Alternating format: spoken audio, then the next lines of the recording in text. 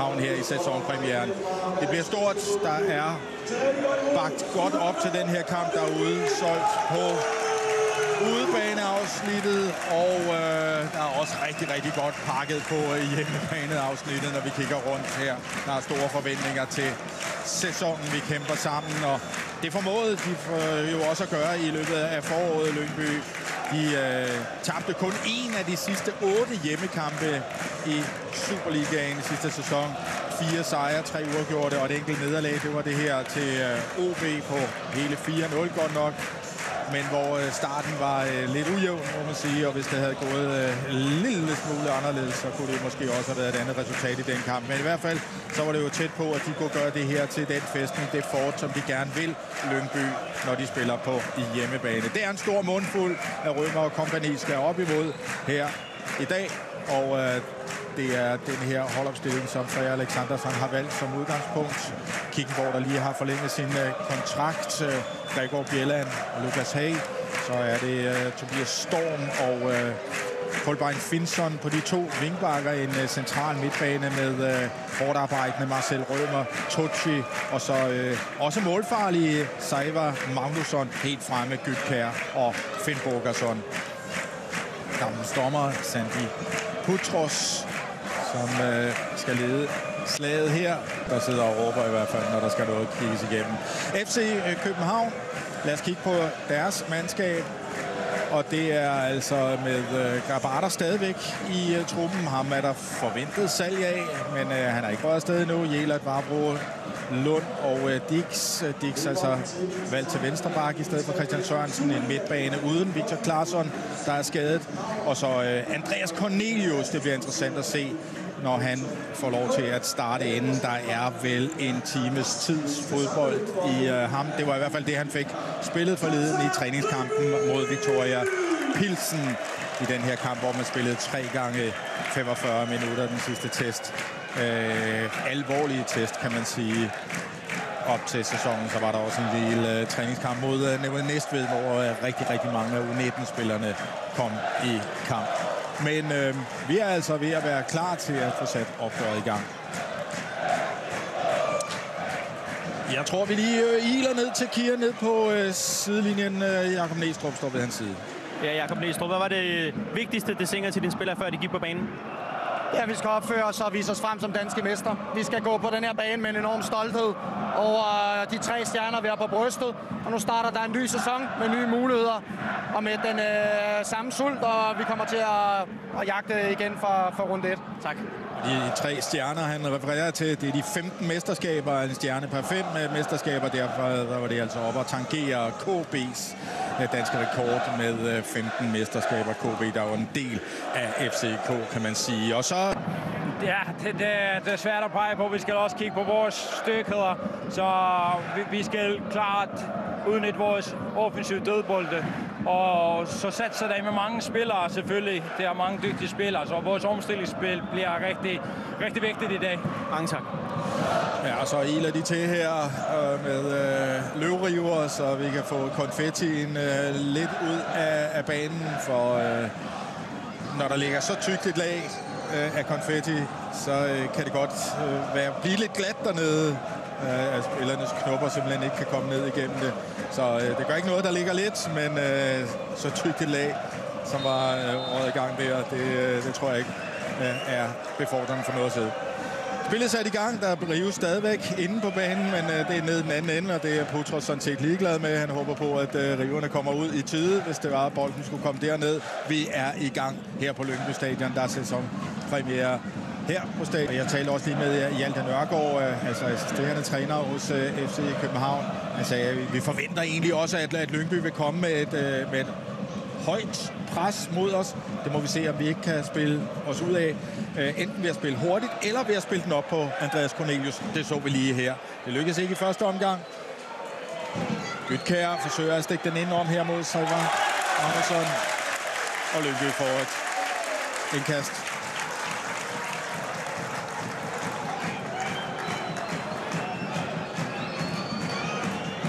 Ja, det bliver hjørnespark. Den rører ud over på den side af hjørnefladet.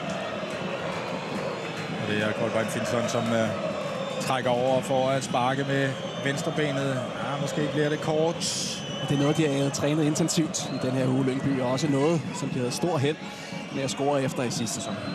Ja, og som vi hørte, træneren siger Alexandersson, at vi skal kigge på dødbolde. Og det er en udmærket variant her. Kommer et godt indlæg fra Marcel Rømer, som bliver bragt faktisk i en rigtig god situation.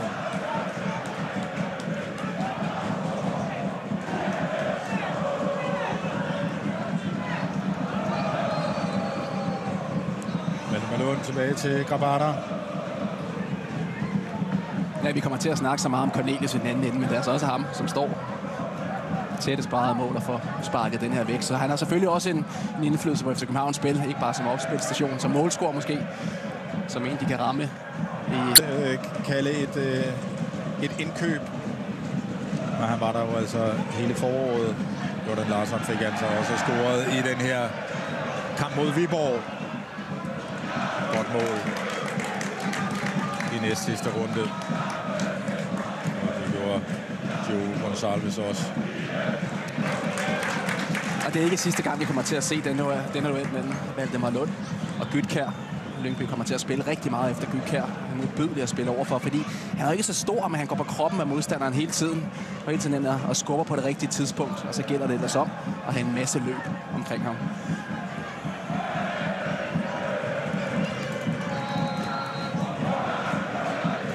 Ny dødbold til Lyngby.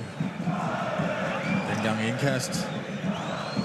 Pascal Gregor kaster langt. Vi forlænger derinde, og så kommer der retur. Et godt forsøg fra Seiver Magnusson.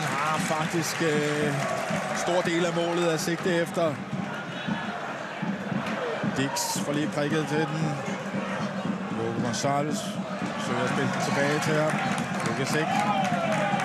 Gytkjær eller i små rum her. Søger at stikke den afsted op mod Bogason.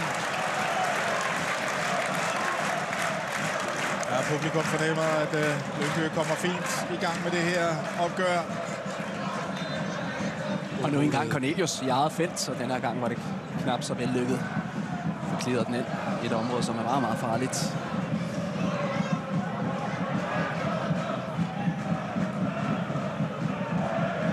Tobias Storm kommer rundt. Og ny dødbold. Hjørnespark til Lyngby Boldklub.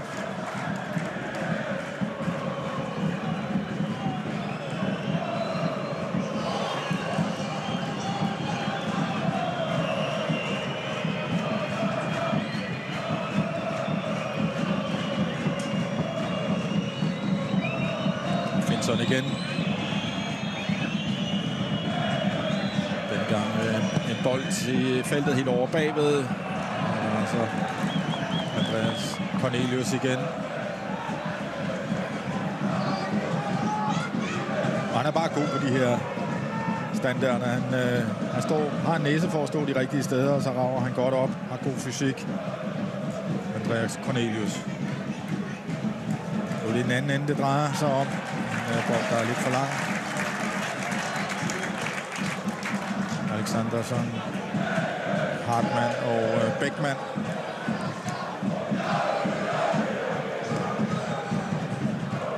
Ja, klogt forsvarsspil af Lukas Hej.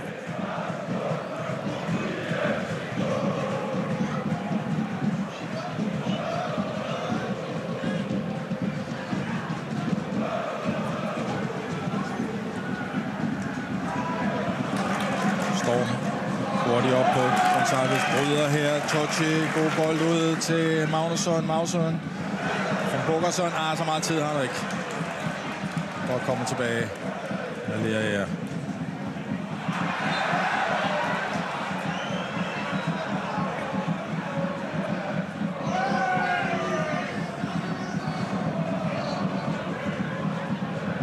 Gonçalves, der var lidt irriteret.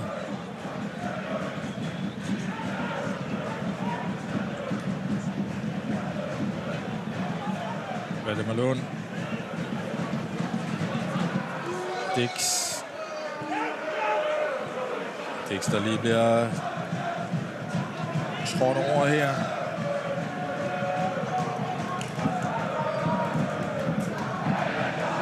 Klem til Vavro. Vavro som søger, han har gået dybt. Det hørte vi også, at Næstrup sagde, at de skulle prøve at true dybt. Sarves. Han er ramt på fødderne. Storm får flyttet sig.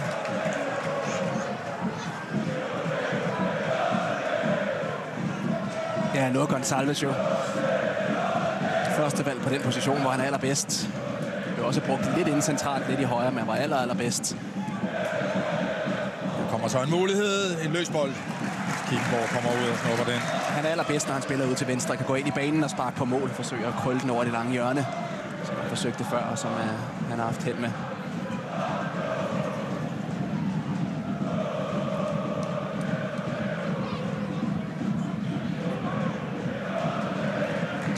Hoppende bold, det er ikke rigtig nogen adresse. Stille og roligt kan han samle den op.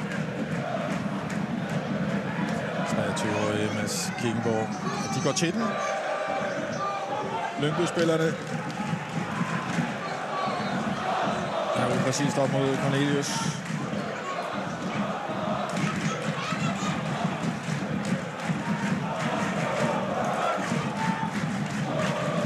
Trækker over til Tobias Storm.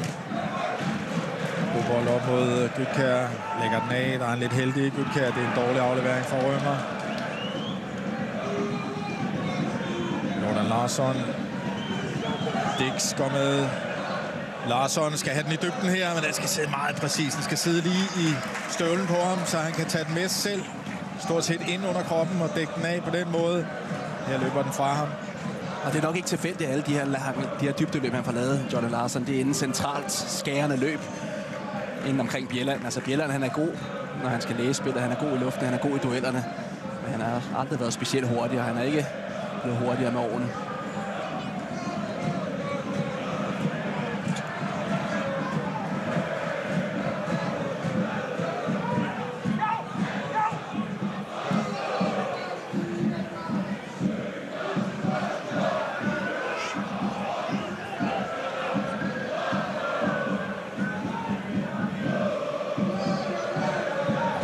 Trukket ned for at deltage i det oplever, altså også skulle komme tilbage fra en skade, hvor han både brækkede ankel, men jeg tror, den både brækkede og røg af led. Men det, der kunne ligne sådan en karriere-truende skade, det blev det altså ikke.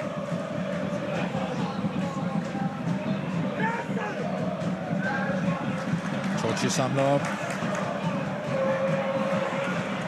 Der er meget rust på banen i dag. Der er noget, der skal bankes af forskellige steder. En masse skæve afleveringer. Torchi Tjoguani, som jeg synes var den bedste markspiller i foråret for Lyngby. Fyldte kolossalt meget defensivt, men også offensivt begyndte han at tage mere ansvar. Den bedste simpelthen? Den bedste markspiller. Ja. Du er uenig? Nej, jeg synes, der er stærk konkurrence med Lukas Heij, synes jeg. Ja. Nej, jeg er enig i, at han gjorde rigtig gode fremskridt, der har Heij. Torchi her. To unge folk på 20 år.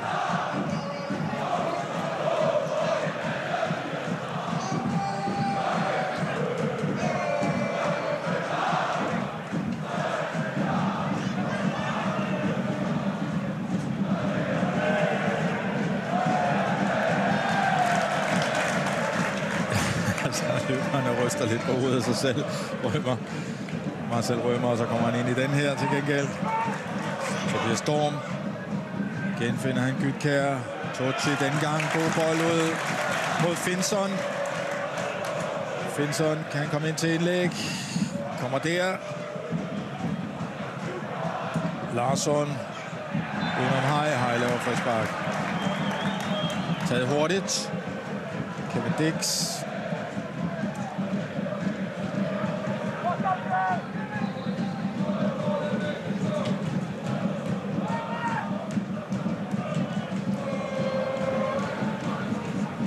Vavro, der fører bolden frem.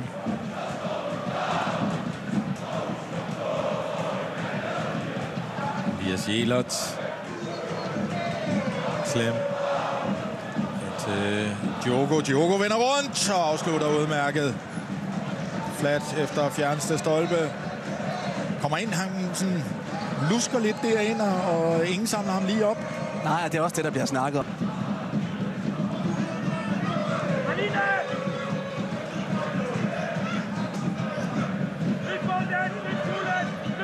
Som altså har fået sin første ungdom, kan man sige, når man er så ung her alligevel i Superligaen. Den bare i Lyngby Boldklub. Der laver han et frispark, men får lov til at spille videre. Cornelius hurtigt op igen. Jelert kommer ikke forbi Finson.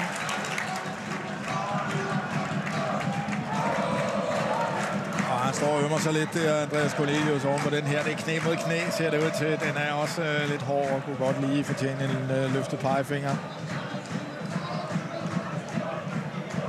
Jeg kan godt se, at han ikke kan nå den. Nej, det er et stort frispark. Måske også et gult kort. Det er faktisk Sandy Gutros, som på vej derhen, da Tocci er på vej over i den duel, står i vejen, så han ikke kan komme til bolden. Choguani og giver med problem der. Ja, der så man lige Gytkærs styrke. Vavro, der blev holdt væk. Magnusson ind til en helt fri Marcel Rømer her. Kan distribuere den ud til Finson. Udmærket Lyngby-spil. Tocci.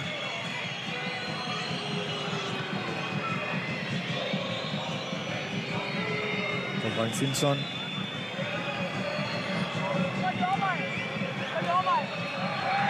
Det er godt op. FC København lukket ned her, og så er der mulighed for en omstilling. Hvordan Larsson.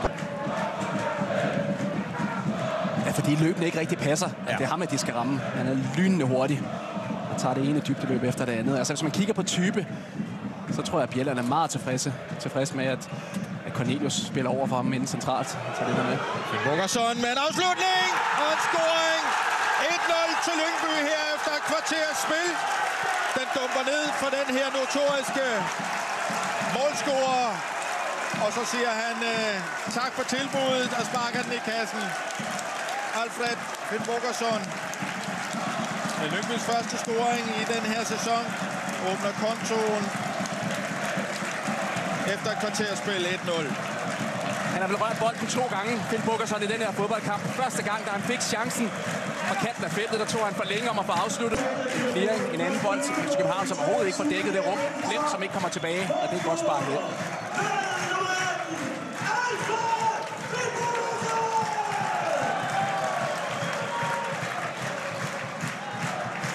Rammer den lige en på vejen? Ja, det gør den. Jeg venter mig Lund. Der. Hans ryg. Men han går efter den side derovre og skal dreje den bagom ham. Han kommer ikke helt bagom. Den skal lige have lidt mere hjælp, og det får den så også. Men jeg tror lige, at selvfølgelig skal målet kontrolleres. Jeg ved ikke, hvad offside. Mulig offside. Ja, det må så være på den lange aflevering til duel. Ja, de er appelleret for det, i hvert fald FC København. I den her. Og man 20 starter.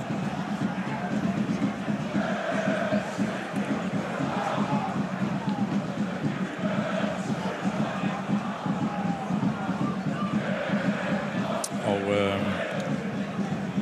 hvis han er offside til Gytkær, så vil jeg også sige, at den er strafbar. Han går efter bolden. Der er offside.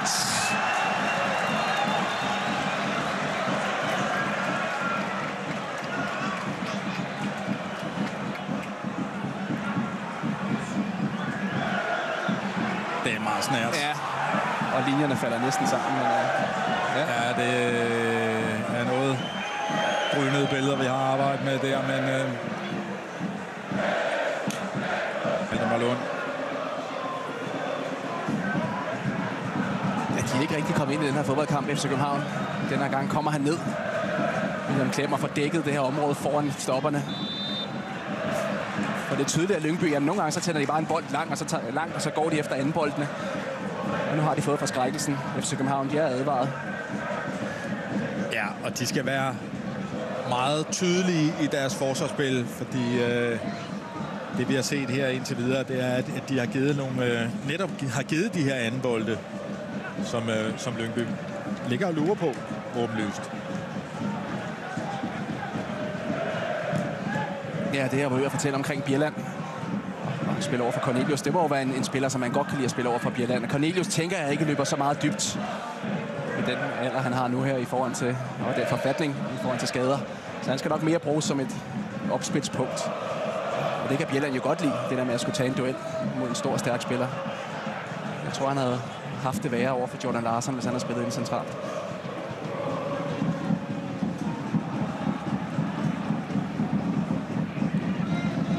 Marcel Rømer på kanten her til Tobias Storm.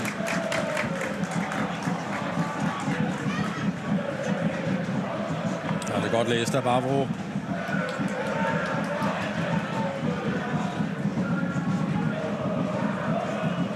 Saber Magnusson en bold op efter ham. Lund kommer foran og lukket ledet.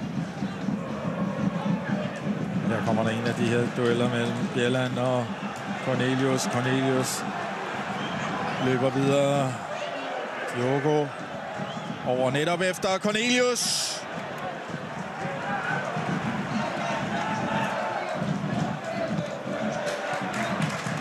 Og han er stærk på hovedet, Andreas Cornelius, men kommet en anelse for langt frem. En offside-kendelse. Og det er tilsyneladende skulderen på Gytkjær, som er i offside-position.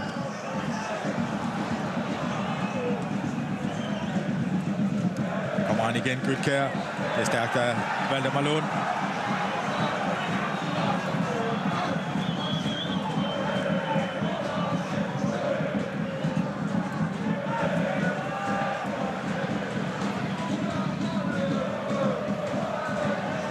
God balance. Og Larsson.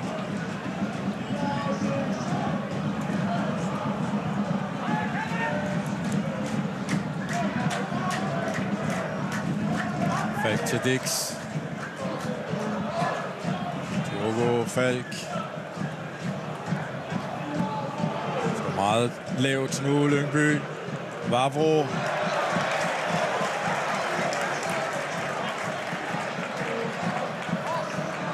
Vavro, der måske også fornemmer, at det er meget, meget kompakt det her, så vil han tage chancen udefra. Og det står så lavt.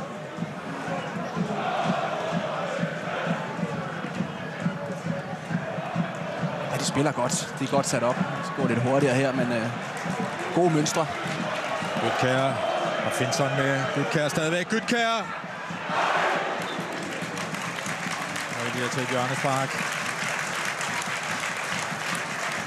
Ja, det er jo simple midler. Det er en lidt længere bold. Han kommer nærmest ind i feltet, inden han afslutter med venstre ben med Gytkjær.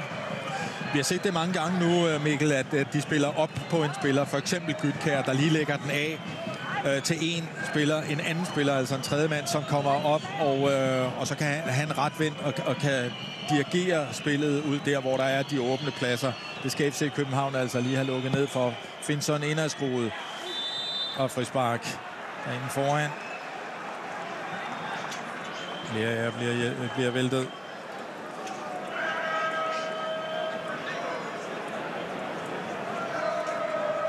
Ja, med den besætning, de har på banen i dag i FC København, så vil det også være skuffet, hvis de skal indkassere efter en dødbold. 2 grænvoksne midterforsvarer. Kevin Dix på venstre bakken, som også tager fra i duellerne. Lea, stor stærk midtbanespiller, og Cornelius helt fremme. Så 5 gode, store, stærke hætter. Og så en Grabata, som også er god til at tage med hætter. Finn Bogason troede altså, han havde scoret 3 mål i sidste sæson. Også ude med skade på et tidspunkt.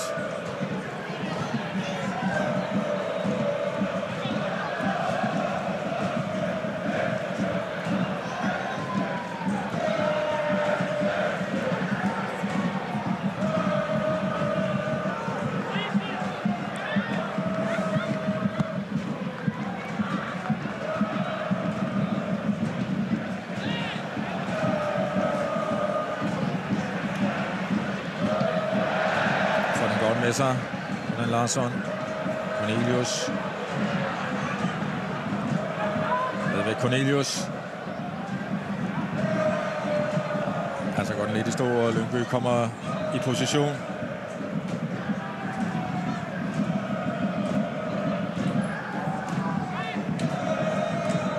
Falk bliver lagt af. Falk kan ikke nå frem til den.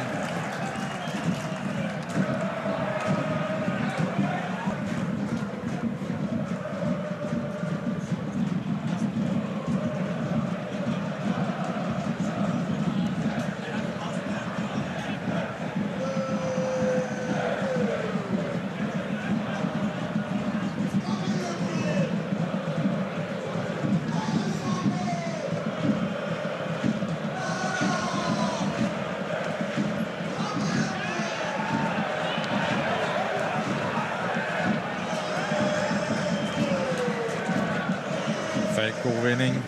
Cornelius går med i opspillet. Dix.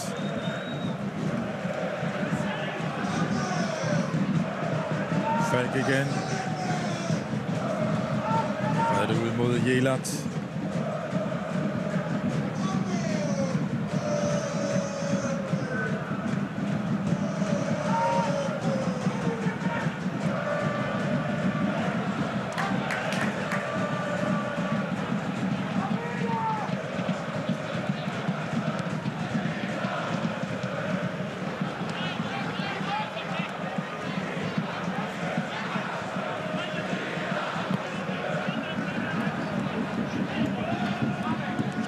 Med bolden nu, FC København. Skal de temposkifte, det kommer der. Glimmerne op mod Falk. Han har Cornelius med ind foran. Den bliver så for skæv der med venstrebenet. Indlægget. God mulighed, ellers godt opspil. Ja, fantastisk at København angreb. Tålmodig fra ende til ende og side til side. Og den skal være bedre for Falk. Den skal være langs jorden. Der er ingen grund til, at den skal op i luften. Den skal han kunne holde nede, den her. Det kan godt være, at bolden hopper lidt langs jorden, så har han bare kunnet forvente spillet fra side til side. Så kan de pludselig lave et dybdeløb fra en af de centrale midtbanespillere ind bag en af wingbackerne, og så er der pludselig plads.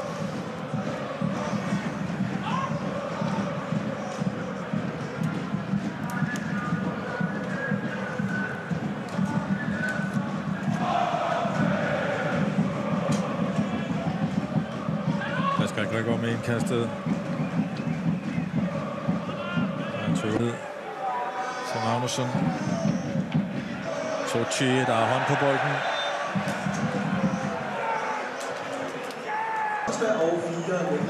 Her. Dårlig bold der, som Grabara må ud og snuppe. Og det er altså den her usikkerhed, som vi har set nogle gange. Og det kan godt være, at det er fordi, at Lyngby hele tiden sidder i haserne på FCK'erne, at de bliver en lille smule usikre. Det burde de ikke blive. De rutinerede fodboldspillere. Ja, særligt når man kigger på nogle af de spillere, som de har på den centrale midtbane, som har smidt nogle bolde væk. Altså Rasmus Falk skal være bedre med bolden og skal holde i den. Diogo Gonçalves har også smidt flere bolde væk allerede. Ja, de skal jo spille med kunne spille med en mand i ryggen. Præcis.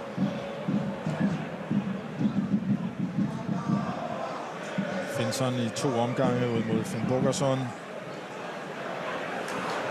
Godt komme tilbage i Jelert. Hjælper Vavro.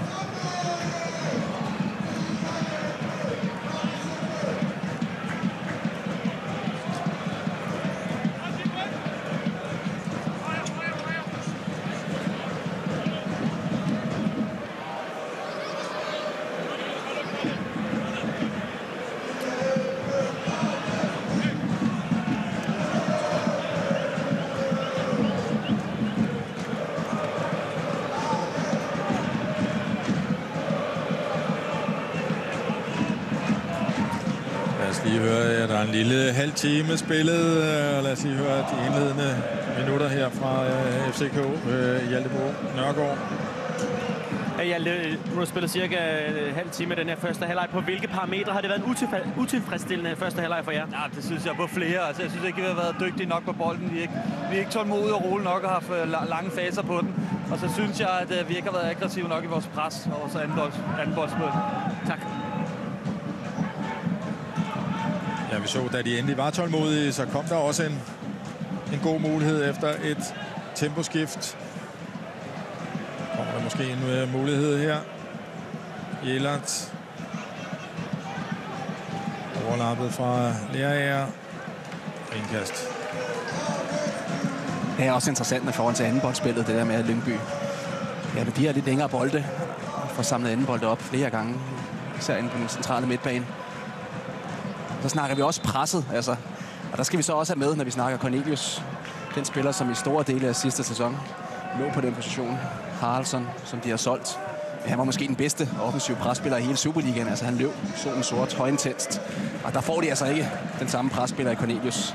Og det gør, at de ikke kan sætte presset på samme måde fra forreste linjer. Ja, der er fordele og ulemper ved det hele.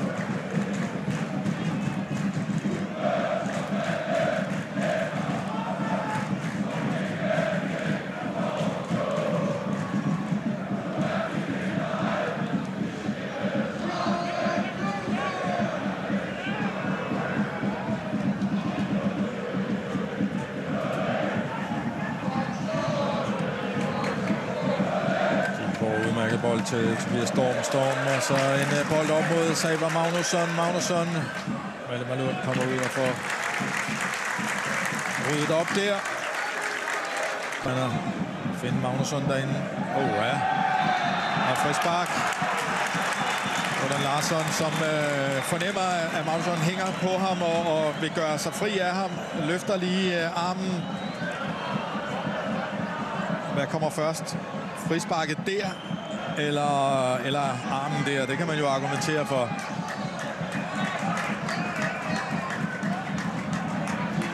Jeg synes jo, at Magnusson først laver frispark, men derefter så er det rigtigt, at han har armen oppe. Hvis han ikke synes, at det var nok til et frispark, det der riv i trøjen, så er der jo et frispark der til gengæld. Men der har han fat i trøjen. Og det er jo for at slide sig løs, at han gør det, ellers vil han jo aldrig gøre det. Jordan Larsson. Men et frispark til Lyngby.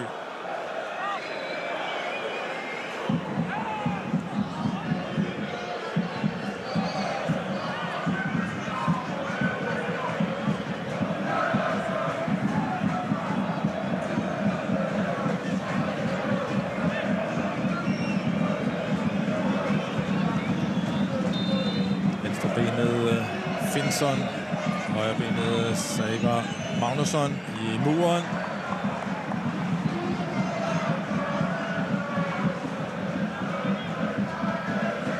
Lukas Hej med en svævebold i feltet over mod Tobias Storm. Lyngby god til at samle op stadigvæk. Det er en dårlig aflevering for Tochi. Klem. Falk. Glider af på en. Og to også får et frispark.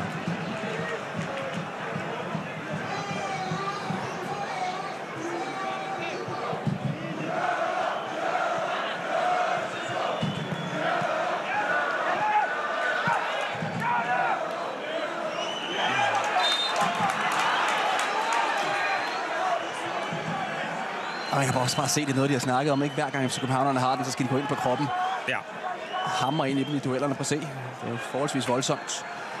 Man kan også se, at Freja, deres træner, Alexandersson, han står også over bilerne nede på linjen. En eller anden episode nede blandt publikum i den ene side. Jeg ved ikke, om der er et ildbefindende eller et eller andet.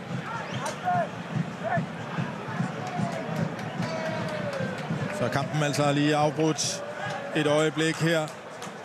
Jeg håber ikke, at det er noget alvorligt. Vi så det også i Viborg i øvrigt. Der var den medicinske stab hurtigt til lige at komme ned. Der var det en dehydrering. Ja, i Champions League. En af hjemmekampene, hvor det Dortmund skulle ske. Ja.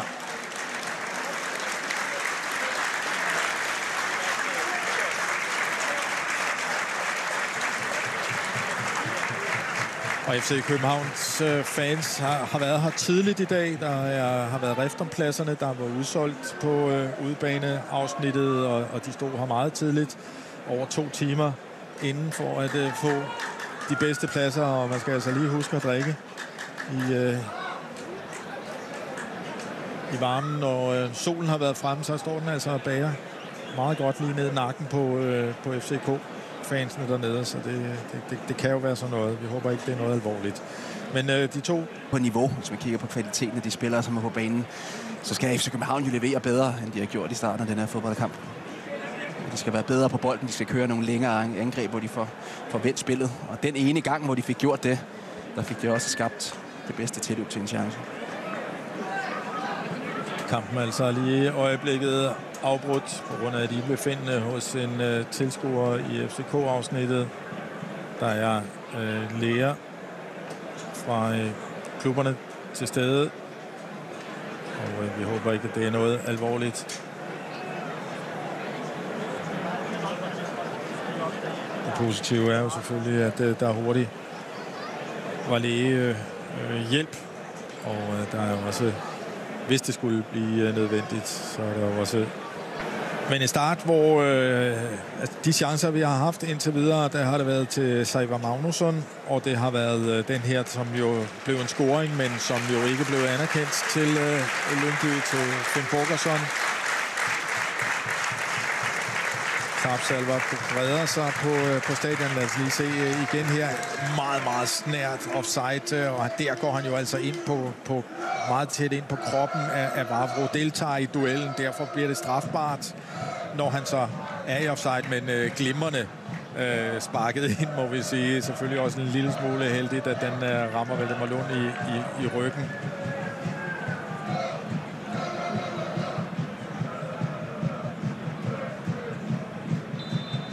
Det er et meget godt billede på den her første halvleg af det fysiske aftryk, som Lyngby har sat på FC København-spillerne. Gytkjær går ind, og det kan godt være, at han ikke vinder duellen med Vavro, men han gør i hvert fald så, at Vavro ikke kan clear den over en længere distance. Og så samler de en anden bold op.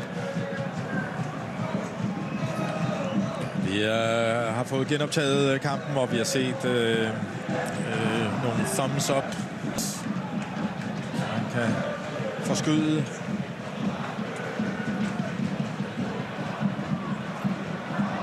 Nej, det er godt lavet af Vavro.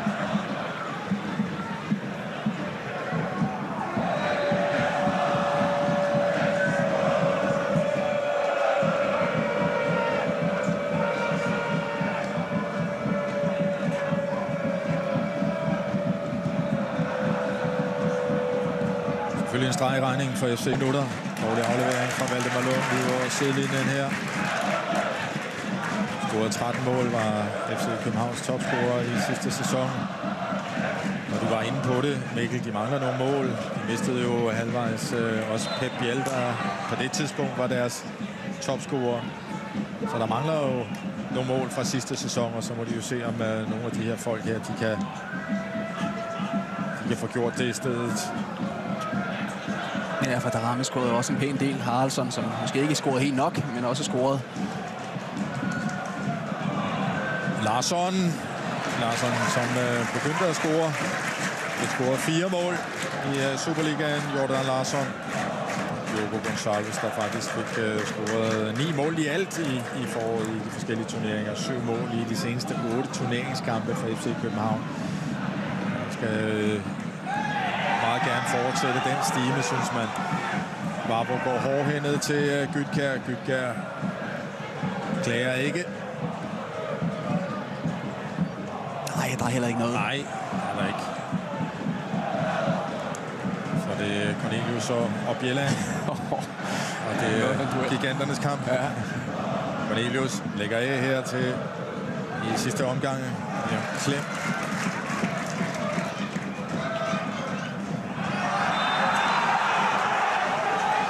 Frispark til Dix.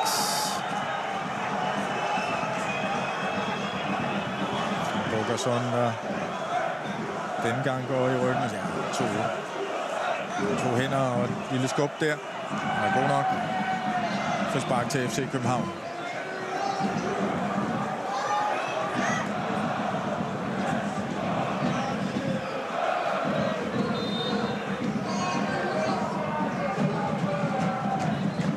Lægget kommer der. Det er en stor mulighed. Returen, den falder lige ned.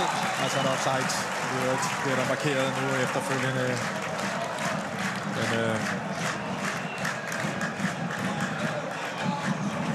i klumpen der. Der er masser af hvide spillere. Dix. Han har en eller anden evne til at kunne snige sig derind. Dix gjorde det en masse i AGF, også i starten i FC København-tiden. Så glemte han det over en længere periode, og så genfandt han evnen mod slutningen af sidste sæson. Han scorede et vigtigt mål mod AGF, blandt andet.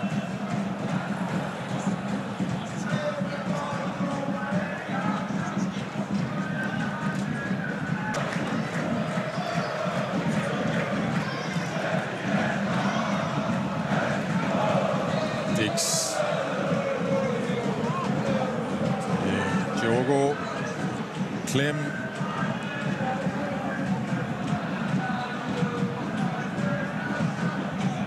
Lea med indlægget over mod Cornelius, og netop Cornelius og Bjelland, altså de to kombattanter i den her duel før. Prøv at se her, der er ikke meget, de kigger på bolden her. Prøv at se der. Endnu en gang. Bolden, det er lige meget.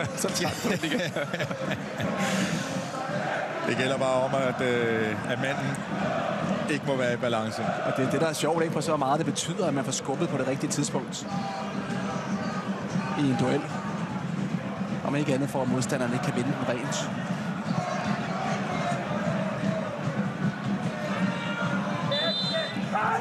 Så er regnen en regnbyge trukket ind over Lyngby Stadion.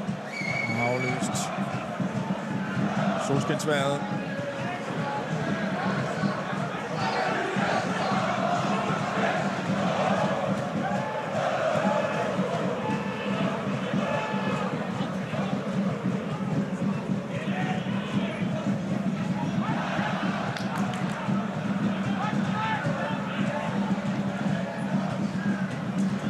Snittet videre der. Rasmus Falk går efter hjørnesparket, får hjørnesparket.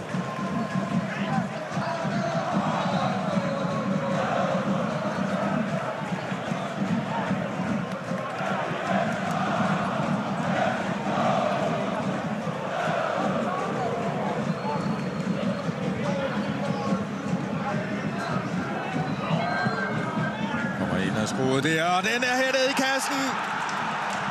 Glimrende kommet til værs af Valdemar Lund, som stiger til værs ved forreste stolpe. Et godt løb, han tager det, og løber frem og får hættet bagud, kan man sige, over mod fjerneste stolpe.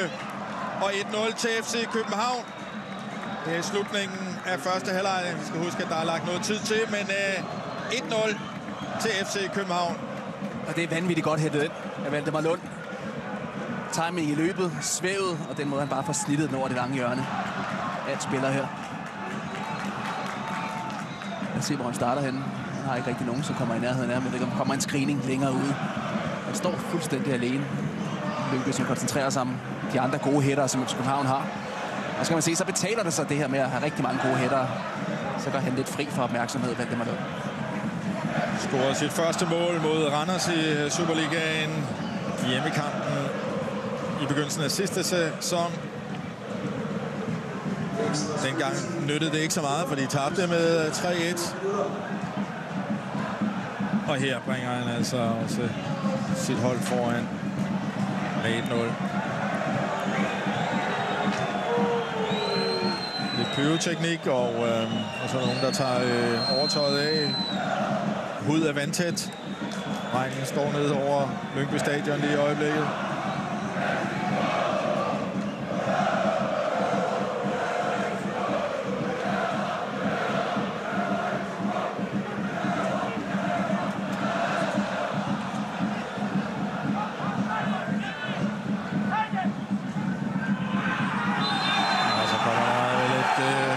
Kort her. Det er, hvad skal vi sige, næsten systematisk fra Lyngby, hvor de går hårdt til FCK'erne. På et eller andet tidspunkt, så skal det jo koste, og det gør det så her i det her tilfælde.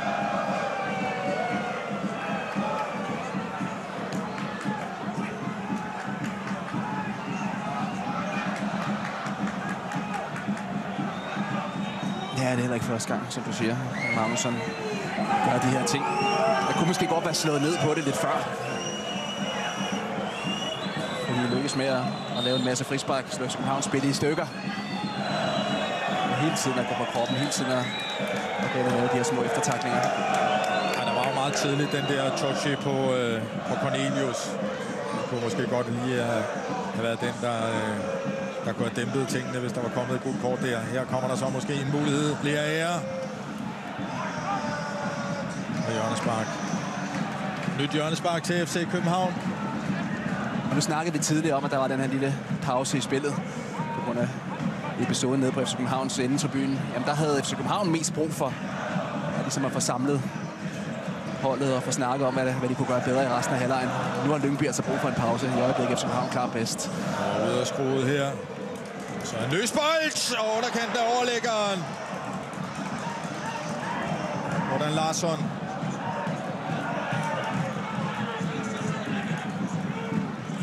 Jeg må sige, at den der timeout, den fik FC København forvaltet rigtig, rigtig godt.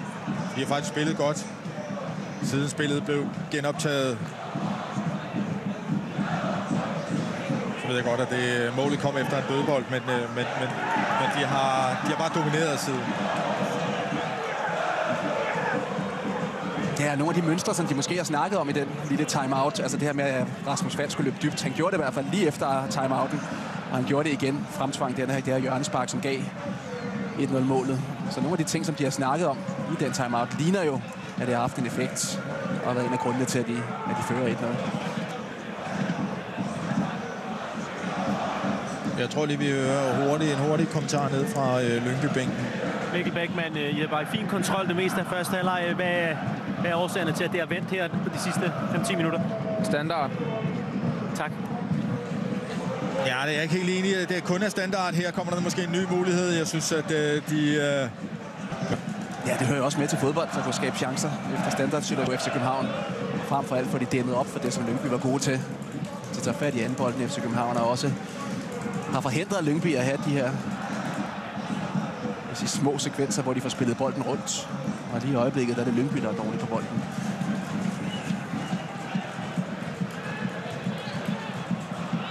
Lyngby har kun vundet 2 af de seneste 26 Superliga-kampe over FC København. Det var 2 gange 3-1 her på stadion i maj og oktober 2017. Så det er blevet en enkelt uafgjort og 23 nederlag. Sidste sæson vandt FC København begge opgør med 3-0. Victor Claesson var profil med 2 scoringer i den ene og 1 i den anden.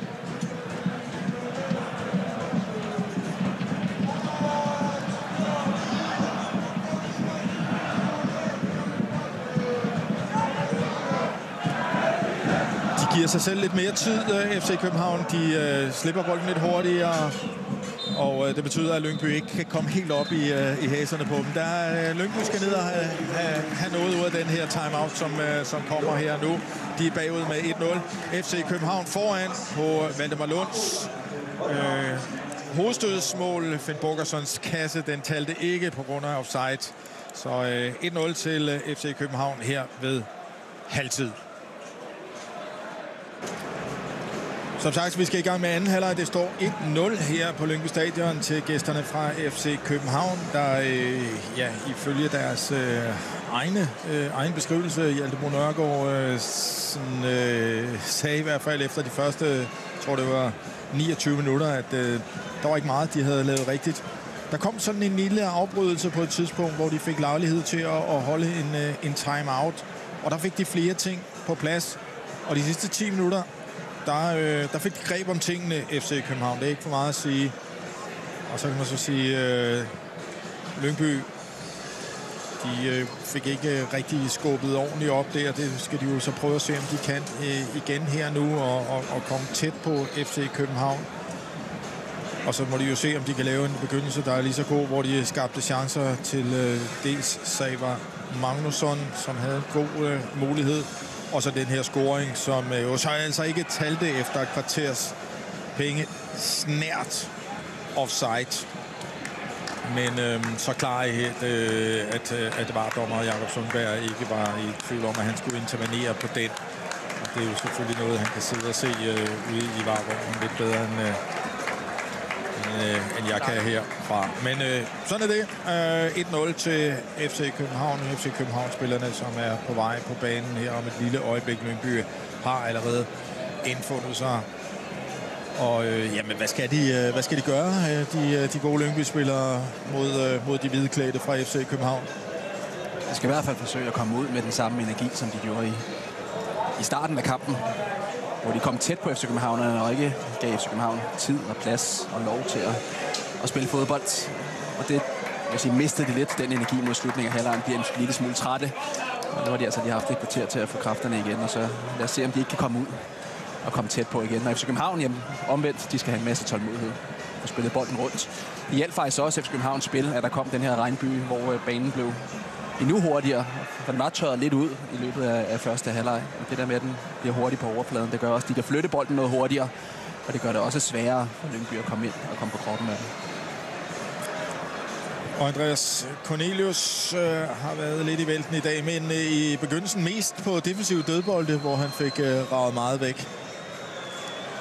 Ja, han fik sat sit aftryk med gode clearinger, undtagen en, hvor han fik clearet den ud i et forkert område, men ellers så fyldte han jo en masse på de defensive dødbolde, og det er jo også noget, som man kan bidrage med på det her FC København-hold.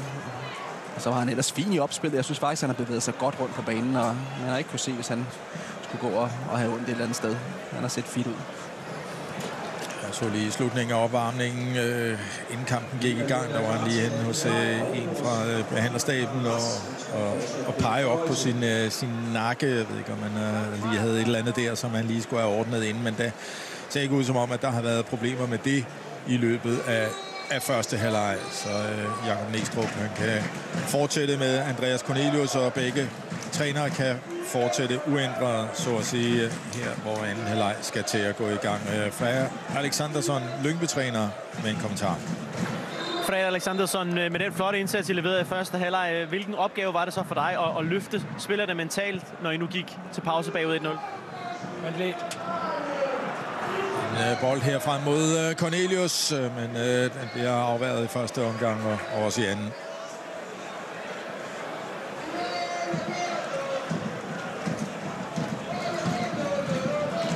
Ja, værsgo, Kian. Ja, Fred, hvilken opgave var det i forhold til at løfte dine spillere mentalt efter så god en første halvleg, men kom ind bagud? Ja, bevidst om, at det kan ske. Jeg vil ikke snakke om det, men vi skal være bevidste om de ting, som det kommer med noget andet halvleg. Men fortsæt det godt. Tak til os. Tak. FC København med et frispark. Det skal de lade være at give væk, Lyngby. Der er ingen grund til at give det her frispark væk, for vi har set, hvor farlige FC København har været efter det. De her store, stærke spillere, de har. Barbro ligger der. Cornelius ligger der. Valdemar Lund, som scorede målet, ligger der også. Og så Rasmus Falk, der får egentlig meget godt træf på der. Man rammer knæet af Lukas Hej. Jellert. Cornelius stadigvæk. Dix. Afslutning fra Dix. Det er lige før han giver en retur, men får fat i den. Og så en hurtig kommentar her fra Jakob Næstrup. Jakob Næstrup, hvad skal I arbejde på, for at det her bliver mere en helt støbt præstation her i anden halvleg? Ja, et eller andet sted skal vi jo starte, hvor vi slap. Jeg synes, at de sidste 15 minutter, så vi får sat os fint på det. Men altså, det er en intens modstander, vi spiller mod. De lokker os frem, de spiller langt og direkte derfra. Så, men de sidste 15 minutter er vi egentlig fint tilfredse med. Tak. Ja, det er jo også det, man ser udefra. Og det kan jeg godt forstå, at de var tilfredse med de sidste 15 minutter. Måske lidt rigeligt, men i hvert fald de sidste 10 minutter. Og de ser også ud som om, at de er kommet fint ud af startrunderne her fra anden halvleg. Cornelius får lagt den af her. Bjelland og Cornelius i udgang efterfølgende.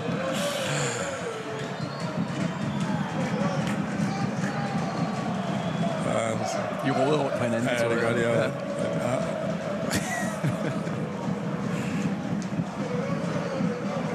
De står og snakker sammen der.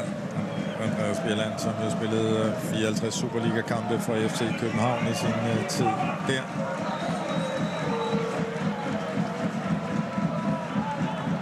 Og brudt af Lukas Hej. Lukas Hej bevarer balancen. Finn Bogason. Alfred Finn Bogason. Små driblinger. Det er Gytkjær. Gytkjær kan ikke komme til afslutning. Det er faktisk godt. Var det Diogo, som var kommet tilbage og arbejdet godt. Så han er helt alene med 6 Lyngby-spillere på deres banehalvdel. Så kommer der forstærkning bagfra. Larsson. Ja, det er godt komme tilbage af Diogo Gonçalves. Han må aldrig nogensinde få fat i den bold. Cornelius er den eneste spiller over for så mange Lyngby-spillere. Det, man kalder restforsvar, det er den måde, man positionerer sig. Når man sætter i angreb, jamen, det havde de fuldstændig glemt at holde styr på Lyngby.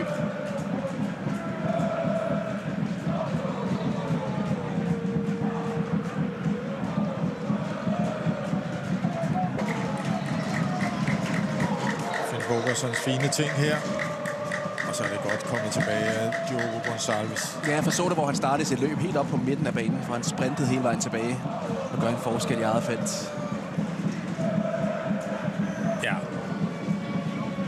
Og det er sådan noget, man godt kan blive populær på hos træneren, hos holdkammeraterne, hos fansene.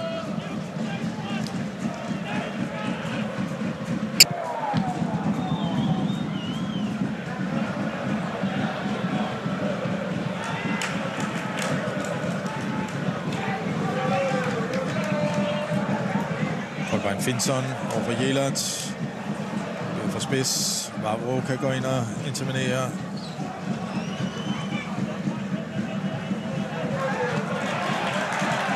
Bogerson arbejder godt defensivt.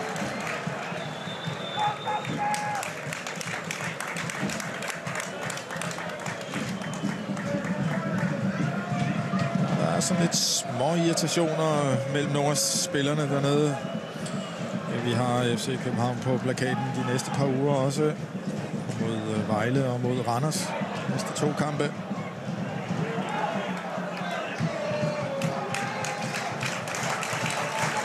Og spiller jo altså de her lørdagskampe i øjeblikket, fordi de skal ud i et forsøg på at kvalificere sig ideelt set til Champions League. Men det er europæisk fodbold, skal de jo ud og spille mod Breiðablik på Island. Allerede i den kommende uge her, midt uge. Så er der måske en mulighed. Men er sendt ud til et hjørnespark. Valdemar Lund, der når at få reageret. Ja, det er godt sat sammen med Lyngby. Og også godt forsvaret eget felt. Valdemar Lund, som har ansvaret for, at den her bold ikke må komme på tværs. Lændingene. Tochi tager bolden ned. Tochi kommer rundt om Falk. Det er Gytkjær. Og så Finson. Kæmpe mulighed til islændingen her. Meget, meget stor mulighed til Lyngby Boldklub.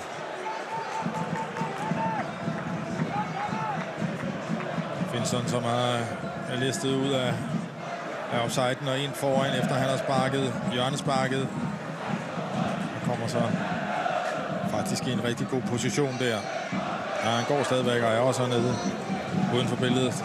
Ja, det er en stor chance, men man kan se på den her langsomme gengivelse, der FC København faktisk er gode til at dække det lange hjørne med de tacklinger, som de sætter ind. Altså blokering, hvis man kan kalde det forsvarsspillerne, og så går Grabara bare tidligt ned i det korte hjørne.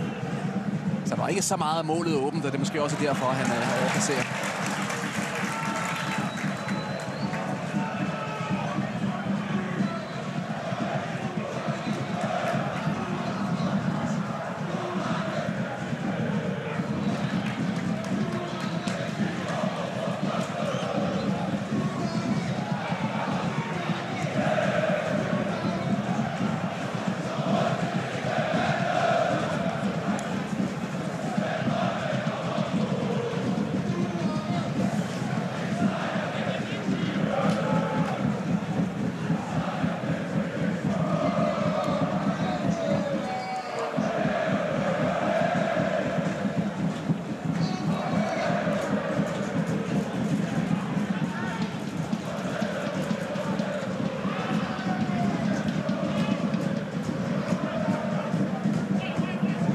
FC København har jo Kuchulava ude med skade, sætter forsvaren. Det er jo opereret opereret inden sommerferien i det ene knæ, og så den 5. juli i sommerferien så fik han en lignende skade i det andet knæ og blev opereret der også. Stadigvæk ude et stykke tid. Nikolaj Bøjlesen træner fuldt med, men ikke helt der, hvor han kan spille kampe. Så er der straffespark. Dix er gået med, og det kommer til at blive lidt klodset. Gregor får lige fat i... Tobias Storm er det. Tobias Storm, som lige får fat i foden på Kevin Dix. Og straffespark til FC København. Jeg synes, det ligner et klart straffespark. Ja. Godt dybdeløb, og jeg tror ikke, Tobias Storm overhovedet ser ham. Han forsøger bare at sparke bolden væk. Kommer på den blinde side, og så træder han ham i hælen. Ja, han kommer i større fart og kommer rundt om Tobias Storm. Jeg tror måske, at han lige mærker, at han er i ryggen, men han kan ikke nå at gøre andet, da han reagerer på bolden. Og så får Dix foden ind foran og retten til bolden, kan man sige. Og bliver ramt. Diogo skal sparke. Sparkede også i Viborg, hvor den blev reddet, men han sparker returen ind. Næste sidste runde.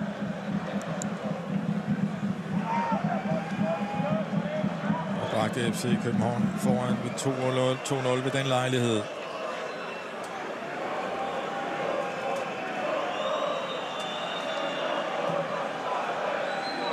Ja, efter at VAR har kigget den her igennem, så er der ingen tvivl om, at den er god nok.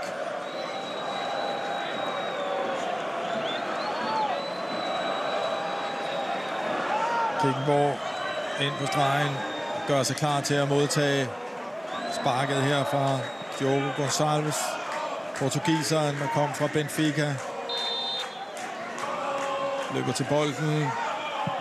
Og 2-0 til FC København. Kickenborg går til den anden side, og den sidder ret centralt, men han er ikke i nærheden af den, og en 2-0-scoring her til FC København. Der er 56 minutter. Det er sjovt. Lyngby havde en kæmpe chance nede den anden ende ved Finson. Kunne have bragt til Lyngby på 1-1. Og et par minutter efter, så går FC København op i den anden ende. Gode kombinationer. Og et lidt klodset, urutineret straffespark, og så står den 2-0, og så ligner det, at den her fodboldkamp er lukket. Og det er måske også historien om de her to fodboldhold. Er det kloge hold? Nej, det er mindre kloge. Og det er bare et mere rutineret, bedre fodboldhold. FC København. Så de sparket igen. Sparket med rimelig kraft. Jeg ved ikke, om man lige...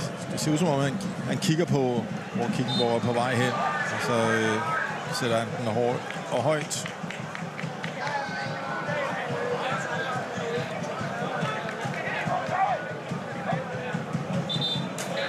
Diogo Gonçalves, hæftig debat med dommerne dernede. Alexandersson.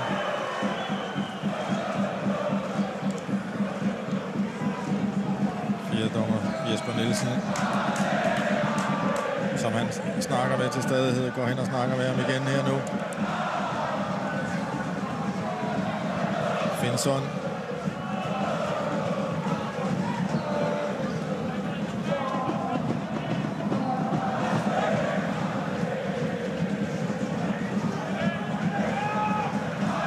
Finson igen, den kan godt nå, men for nærmest bare tippet den op i lapperne på Grabada.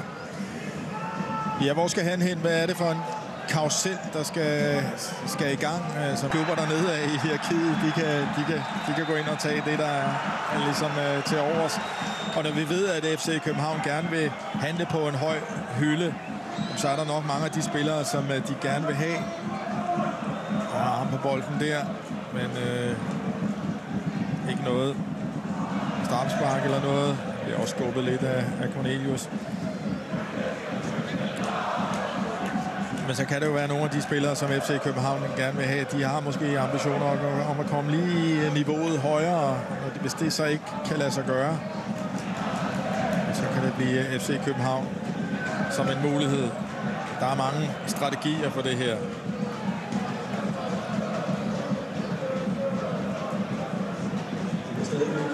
Det er spørgsmålet, om den her trup er bred nok, i hvert fald til de næste uger. De kampe, de kommer til at spille i Superligaen. Et rimelig blødt startprogram, og så selvfølgelig også nogle kampe i Europa mod modstandere, som de skal kunne slå ud. Jelert. Diogo forsøger at spille den flat. Rømer.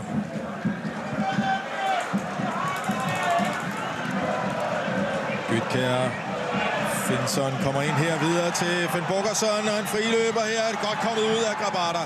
Og så åben mål kan man ikke helt kalde det, for han er nødt til at skulle løfte den lidt. Kan ikke få den ind langs jorden. Men stor mulighed til Finn Bogerson. Det er godt kommet ud af Grabara. Det er nemlig rigtig godt kommet ud. Han kommer så tæt på Grabara, og der er nærmest ikke noget plads til at sparke bolden forbi ham nede ved jorden. Reagerer godt, kommer hurtigt tæt på. Men nu engang en stor chance til Lyngby, nærmest de 2 omgange. Og nogle gange er de ikke særlig skarpe. Ja, endnu en gang så du så også, at forsvarsspiller af Valdemar Lund. En kæmpe hjælp til målmanden. Ja, og det er simpelthen så vigtigt, at de aftaler på plads. Vi har set det ved et par store chancer.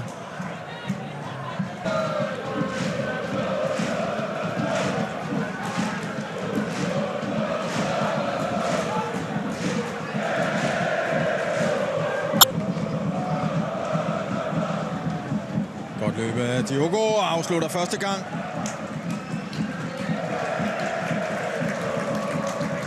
Udmærket angreb af FC København. Godt løb af Diogo Gonçalves.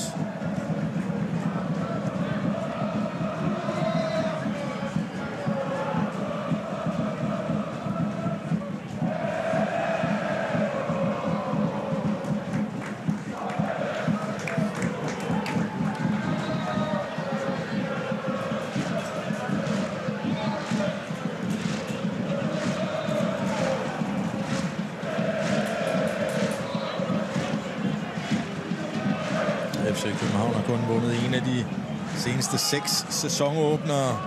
Tabte jo også sidste sæson med 1-0 til AC Horsens, så kan de komme afsted i en sejr her, så er det jo rigtig positivt for mesterklubben.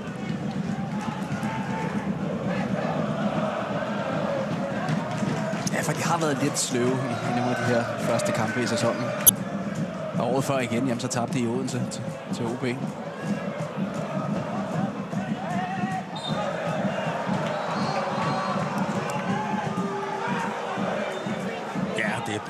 Det er jo bare lidt ærgerligt at komme bagud straks fra start af.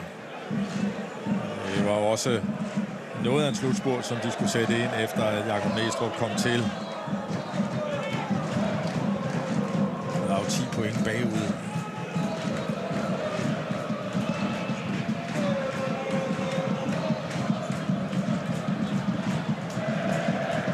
Men det lykkes, og her kommer Dix igen. Ind mod Cornelius. Og så en returbold, som Larsson ikke kan hætte ind. Lerager. Lukas Hej får blokeret det. Det er rigtigt. Altså, hvis du havde en venstre bak, som var venstrebenet, så kunne han selvfølgelig lægge den meget bedre. Altså, han giver så meget andet. Dix er mere på passe defensivt og fylder også mere i dødbolde. Eller på dødbolde. Men i situationer som den her, den havde Christian Sørensen jo bare smidt flat ind i fødderne på Cornelius. Ja, det er et par gange, vi har set, at FC København har haft brug for en venstrebenet der. I første halvleg var det Rasmus Falk, der ikke kunne ramme Cornelius, og her var det så Dix. Begge højrebenet.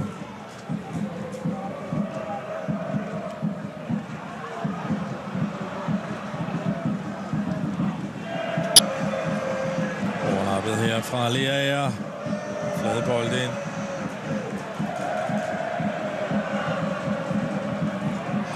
Bogerson er alene, men finder løsning. Gytkjær. Finnsson løber med. 2 mand på midten. Hågen kommer bag ham, og det opfatter Vavro hurtigt. Og så er det tid til friske kræfter hos Lyngby Boldklub om lidt. Også for FC København i øvrigt, men 3 spillere hos Lyngby, der står klar til at komme ind. Kasper Winter, Hämäläinen og Willy Kumado.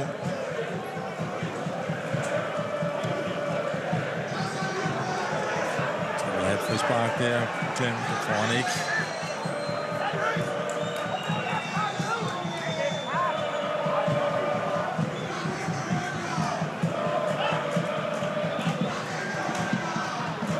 Stefan Madsen, der var tosset ude ved linjedommeren. Og at Lyngby stadigvæk får lov til at gå hårdt til FCK-spillerne, mener han.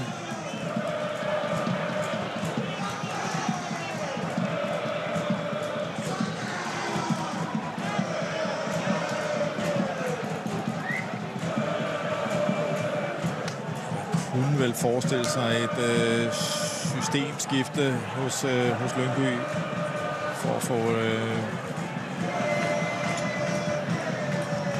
at få ændret lidt på det og måske få flere folk frem efter. Vi får se. At de har kontrol over det nu. FC København, så Lyngby har brug for noget ny energi, nogle nye kræfter, så de kan blive ved med at presse. Og i øjeblikket, så løber de bare rundt og kan ikke rigtig få fat i bolden.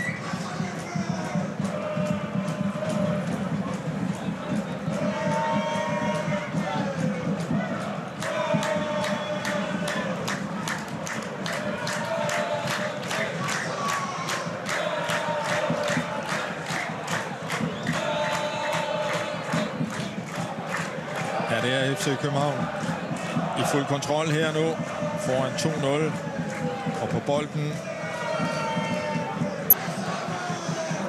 Og sige, der lige var den der duel med Gytkjær efter et kvarterspil, hvor han ikke fik hættet den langt nok væk, men heldigvis for ham var Gytkjær altså en anelse offside, og målet talte ikke. Her er Jordan Larsson med noget, der bliver hans sidste aktion i den her kamp. Og han skal afløses af Rooney Badaji. Den er også grim, den der. Jeg ved godt, han siger undskyld lige med det samme, og det måske ikke er med vilje, men den er grim. Og god kort. Ja. Han var bedre med højre benet. Jordan Larsson mod Viborg, så de afgjorde mesterskabet på udebane. Fik krøllet den over det lange. Hämäläinen ind i stedet for Finson. Jeg tror lige, vi skal ned til sidelinjen en gang og høre, hvad der sker. Mikkel Bækman, hvordan skal I forsøge at få kontrol over den her kamp igen? Det er jo noget fornyet energi. Nu laver vi 3-1 udskiftninger. Lige de sidste 7-8 minutter har der været lidt cruise control fra FCK. Vi skal op og få en reducering og se, om vi kan skabe lidt ballade. Tak. Om at skabe lidt ballade.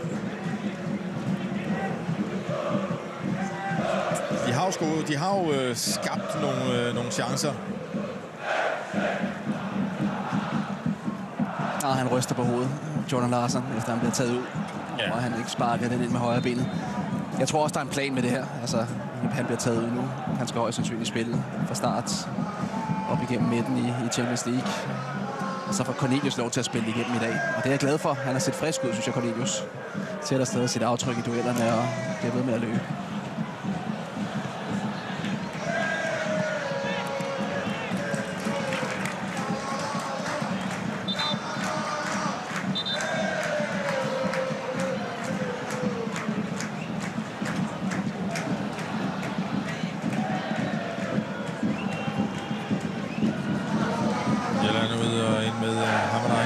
Som er gået ind i tremandsforsvar. Ikke noget systemskifte, men det betyder, at Lukas Hajer er kommet ind centralt. Hämäläinen i venstre og Gregor stadigvæk i højre. Så er Kumado inde på højre vindbak. Og Kasper Darni Vinter ind på den centrale midtbane. Magnus Jensen, nyindkøbet fra AC Horsens, har en mindre skade. De forventer, at han er klar i næste uge, sagde Alexandersson.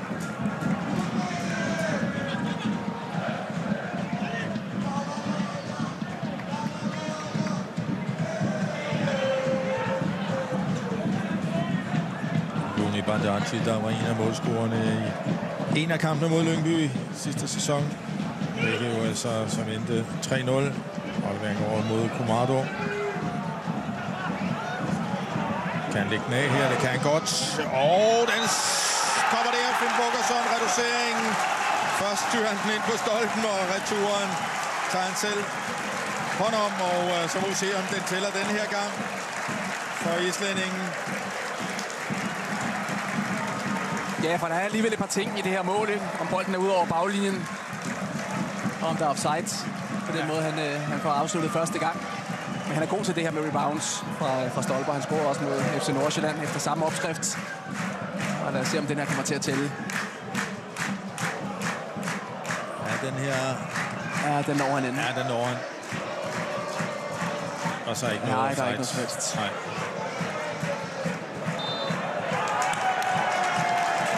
1-2. Og Lyngby på tavlen. Som jeg sagde, de har jo skabt chancer også her i anden halvleg. Finnsons store chance, Finn Bogerssons store chance, og så altså den her. Så de er absolut ikke ude af det her game her. Og scoringer, det ved vi jo, det kan ændre momentum. Se om det, hvad det kan give til Lyngby, det her.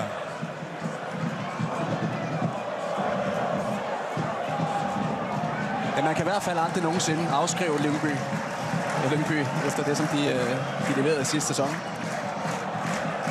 Så man kan komme tilbage og overleve Superligaen, så kan man også komme tilbage fra 0-2 nede mod FC København.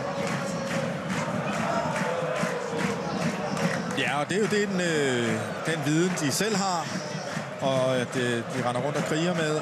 Og det er jo så også den viden, som modstanderne har. Altså, der er næsten ikke noget mere irriterende end sådan nogen der hele tiden rejser sig op, efter man har givet dem et gok i nøden. Hämäläinen ryger langt. Meget langt. Hold da op. Han havde friske kræfter, han kommer ind. Et tungt spark. Brian Hämäläinen. Ja, de fik i hvert fald ny energi og kraft ind med ham, ikke? Jeg må sige, det var det, de snakker om nede fra sidelinjen. 34 år og sparker et hjørnespark ud over modsatte sidelinjen.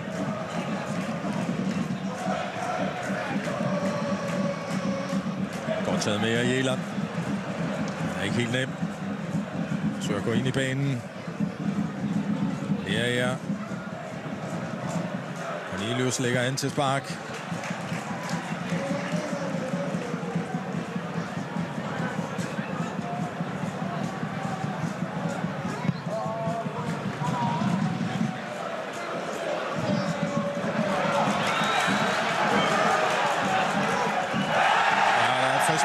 God kort til Dix her.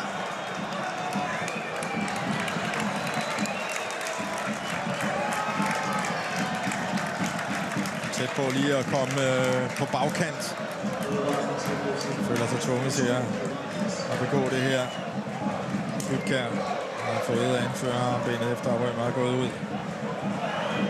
Og så har vi tilskuertallet i dagens første aften her på Island. Der er samlet 9.546. Nej, det er 6.000 tak for godt på Løbestadion. Og husk også at få stillet på den spiller.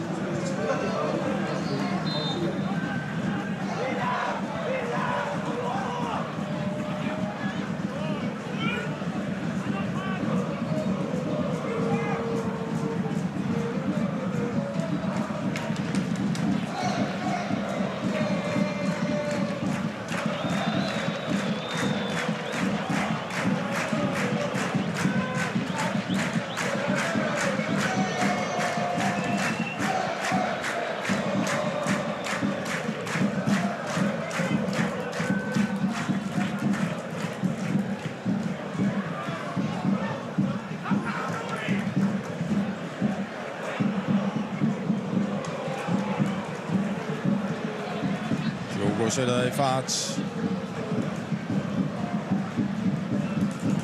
Cornelius.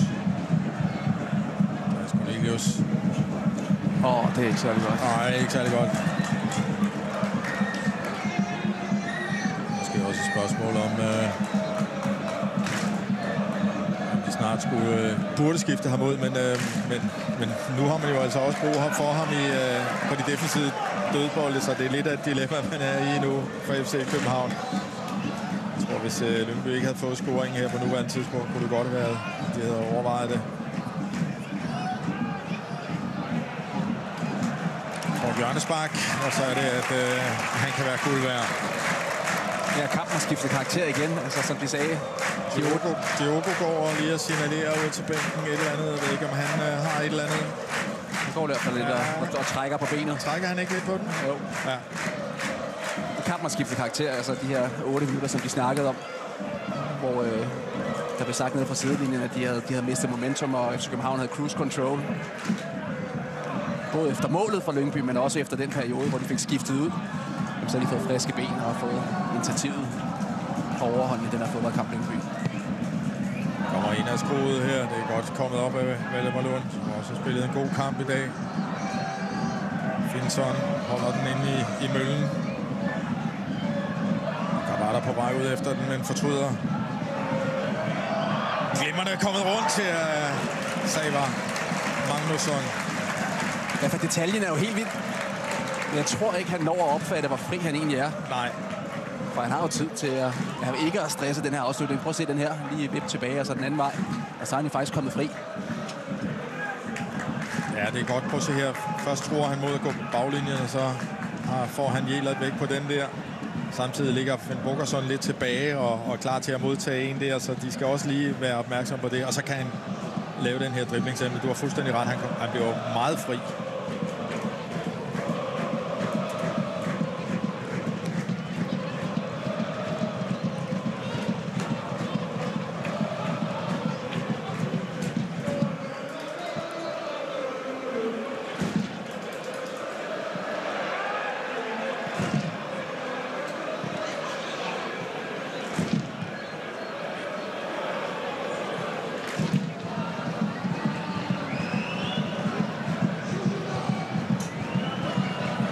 Tvivl om, der skal arbejdes.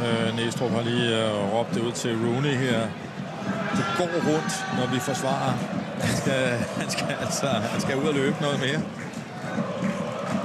Det gider han ikke at se på, Jakob Næstrup.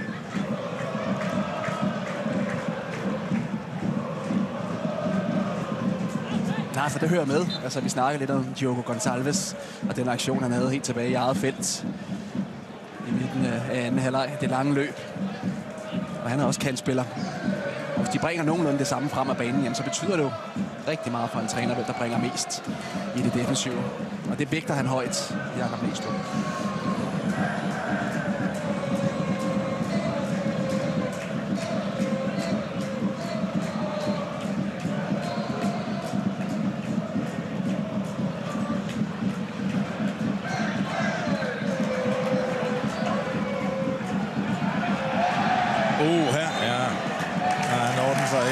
vurderer linjedommeren, så et hjørnespark bliver det til. Og lige før han holder den på banen, og så kan Finson komme ind og snuppe den. Falk er det, der skal ud, og han giver anførerarmbenet til Andreas Cornelius, og altså således stadigvæk er at finde på banen. Ja, de vil ikke skifte på en defensiv dødbold. Falk har en eller anden rolle, og de har ikke lyst til at ødelægge det. De har også haft godt styr på de her hjørnespark. FC København. Hammerleinen lidt bedre sparket den her gang, men dog overalt og alle alligevel. Magnusson. Ingenting.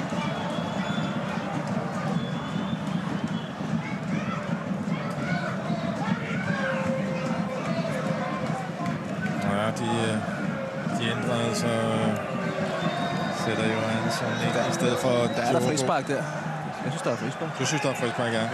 Ja.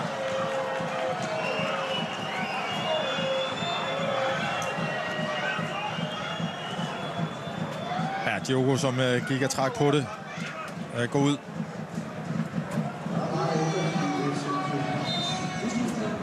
Og Falk bliver indtil videre.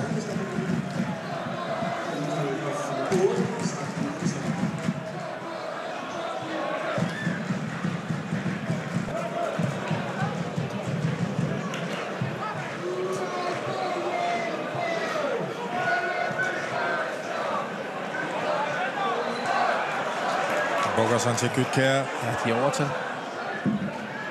Her den er vigtig, den lange tog der fra Lund. Magnusson over mod Lukas Hay. Det er Lukas Hay, der er gået med, og så en stor mulighed. Finn Bogerson kan ikke komme op over bolden. Får ramt den i bunden. Så ellers ud som om, at han havde muligheden for at være i balance, den rette, fornødende balance. Ja, de har ikke styr på det her FC København. Utroligt, de kan ende i undertal på sådan en omstilling her, og også endnu en gang være så uorganiseret i feltet i forhold til at dække op. Det der held. Lyngby har scoret 2 mål i den her fodboldkamp. I hvert fald fra FC København.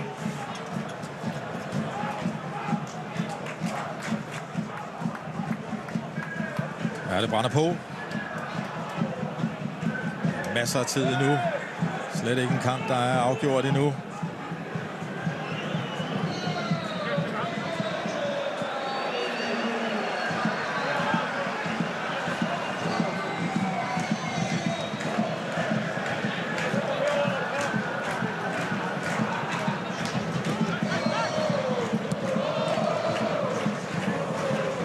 Lyngby med endnu 2 udskiftninger.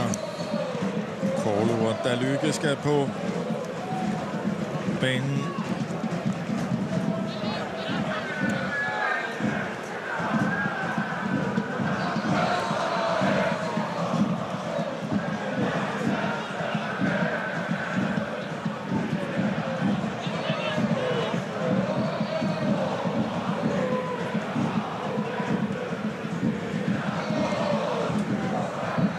Finson.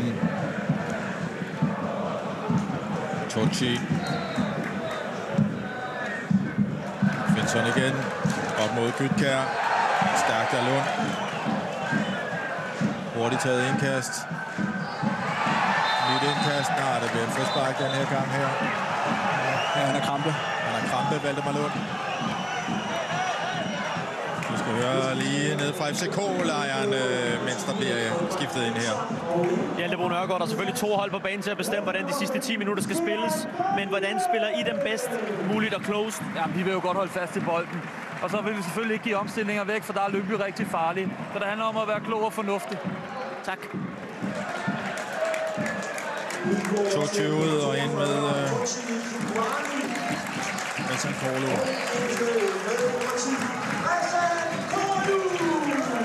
Og så Finson ud, og der lykker ind der, og det betyder, at Hammerlein går ud som venstre bak. Går på 4-mands forsvar. Får en ekstra angriber ind.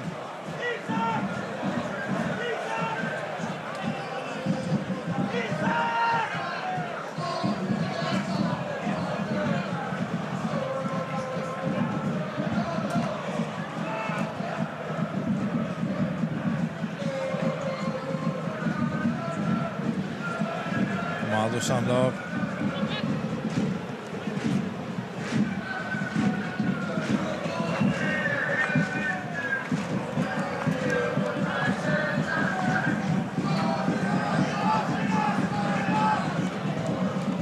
Mads Hay rammes bagfra.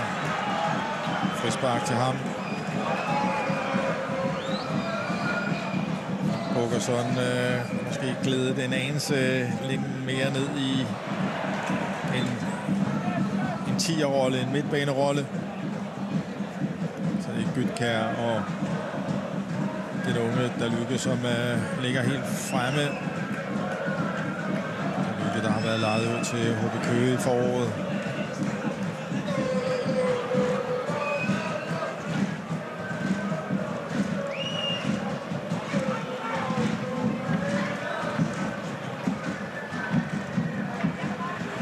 Det er bold her til Rooney. Det er lidt spids. Han skal lige langt ud og hente den. Jellert kommer og hjælper.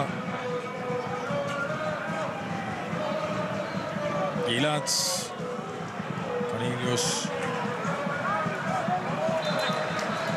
Offside. Isak Johannesson.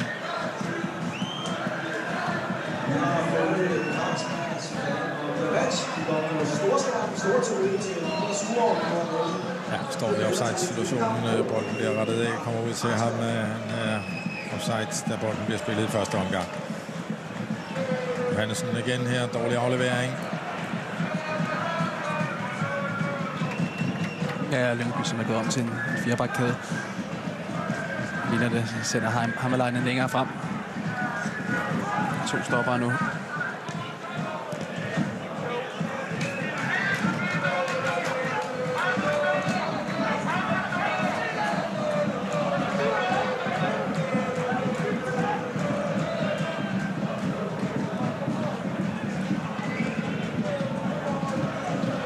Ja, Alexander Kvon vil gerne have, han tager en offensiv position. Hammerleinen dirigerer ham lidt længere frem. I venstre side nu, det højre side, det foregår. Korlo kan ikke holde den på banen.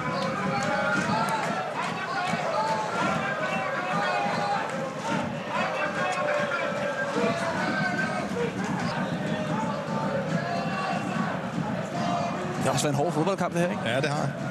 De har været tvunget til hele tiden at skulle afvikle det hurtigt, fordi at Lyngby kom blæsende ind i pres. Og blæsende ind på kroppen af dem.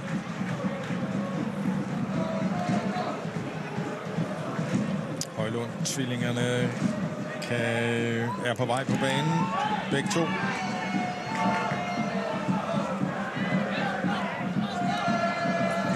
Der ligger også og fisker rundt her med en krampe. Og det er 3, der render rundt med krampe, og der er 2, der gør klar til at komme på banen for FC København. Ja, de ser helt færdige ud. Der er også 2 grandvoksne med spillere af Højlundbrødrene, der kommer ind. Kan følge lidt rent fysisk de sidste minutter.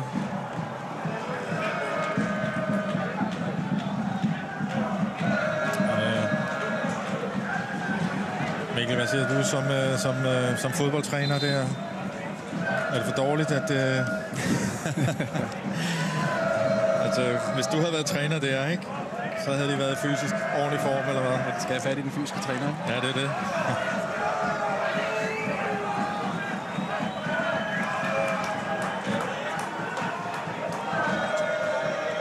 Vi skal have skiftet Lerager ud med Oscar Højlund. Og så bliver det Cornelius, der går ud her nu, og ind kommer Emil Højlund, og så kan Rasmus Falk få sit anførerarmbind tilbage. Og han bliver således ikke skiftet ud. Emil Højlund, som har døjet med noget skade i løbet af foråret, fik lige lidt comeback, kom ind i 2 U19-kampe og en future-kamp mod Randers i maj måned. Har så været med i opstarten her, og scorede også et godt mål mod Silkeborg.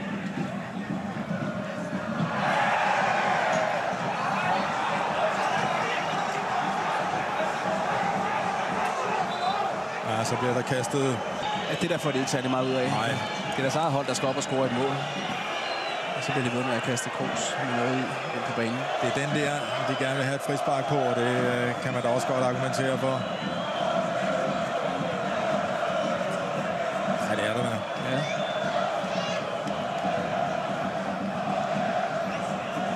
Men jeg tænker ikke, at de får frisparket ved at smide glas ind på banen. Nej, jeg tror ikke lige, at det er det, der er resonemanget nede i den afdeling lige nu. Her på er det Jonathan Hartmann, der er lige nede og forsøger at dæmpe folk her på Michael Schäfer-tribunen, som er blevet døbt efter klubrekordholderen 482 kampe, Michael Schäfer.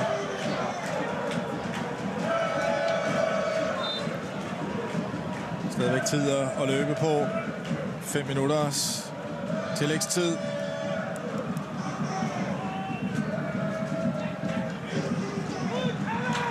Bækgaard. Der er ikke rigtig nogen derovre. Og Jelert kan dække den ud af banen. Det er meget godt lavet af ham. Ja, der er.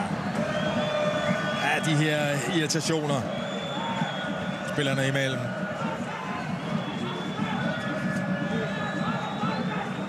Jeg ved ikke, hvor mange gange der blev skubbet ryggen i den her fodboldkamp. Det er mange. Ja. Der er også der havde bataljen nede i det andet hjørne før.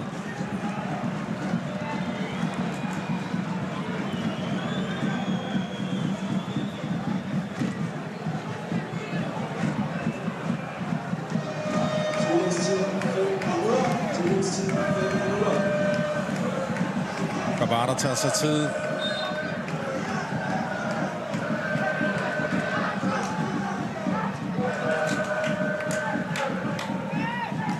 Emil Højlund. Begge Højlund. Brødrene altså på banen her, tvillingerne, til de sidste minutter.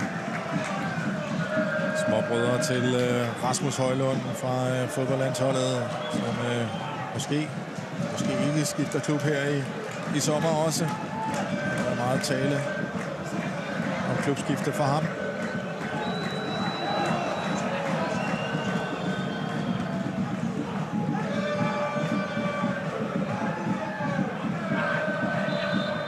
Ja, København, som ender med en hulens masse akademispillere på banen.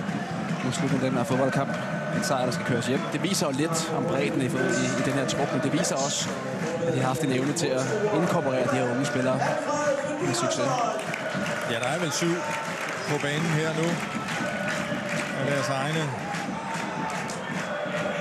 Jeg siger, Isak Johannesson blev hentet i Norrköping, men meget ung.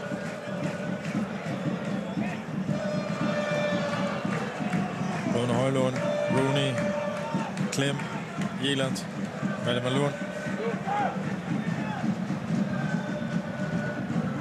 Lukas Hej.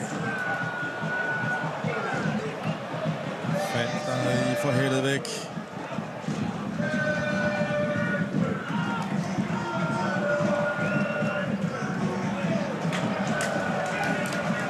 Komado med indlægget. Godt kommet til Værts af Vavro. Kommer retur derind. Lukas Hej. Ja, det brænder på dernede. Ja, Vavro igen. Ja, han er sur på Rooney, fordi han ikke går ind i den duel der. Altså, alle smider sig rundt og forsvarer eget felt, som afhænger livet af det. Rasmus Fald, som flyver rundt og hætter bolde væk. Vavro det samme.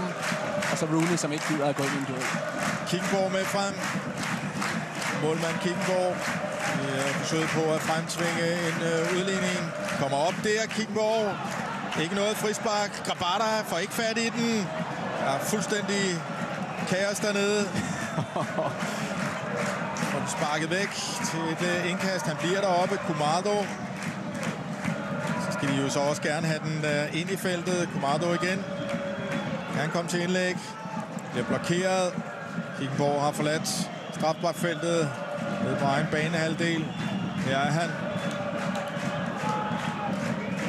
Godt op til duel. Valdemar Lund kæmper videre trods kampe. Frispark til Lukas Hej. Ja, det er til gengæld intelligent lavet, for han havde ikke nogen intention om at gå ind og komme duellen. Han får ikke ordentligt fat i den der, Grabara. Der er ikke noget frispark. Nej. Det er lige så meget hans egne, han ryger ind i. Hammerleinen med et frispark. 5 minutter ved at være gået. Kommer ind der efter Kickenborg. Gregor. Og så en løsbold. Grabara får lige slået til den for snuden af Gytkær. Det brænder rigtig meget på. Kickenborg med en redning. Højt op på banen der. En hovedstødsredning. Og så er han tilbage i feltet. Han kunne godt have noget at samle op, kunne han ikke det? Men han vælger at sparke den, og så bliver det her måske noget af det sidste, som kommer til at foregå. 2-1 til FC København. Det er slut. Det holdt hårdt. Og det må være sådan lidt panderynker for Jakob Næstrup, som bliver omfavnet her af Freja Alexandersson dernede. Ikke nogen bad feelings i hvert fald derimellem. For at de ikke kan ro den hjem med 2-0.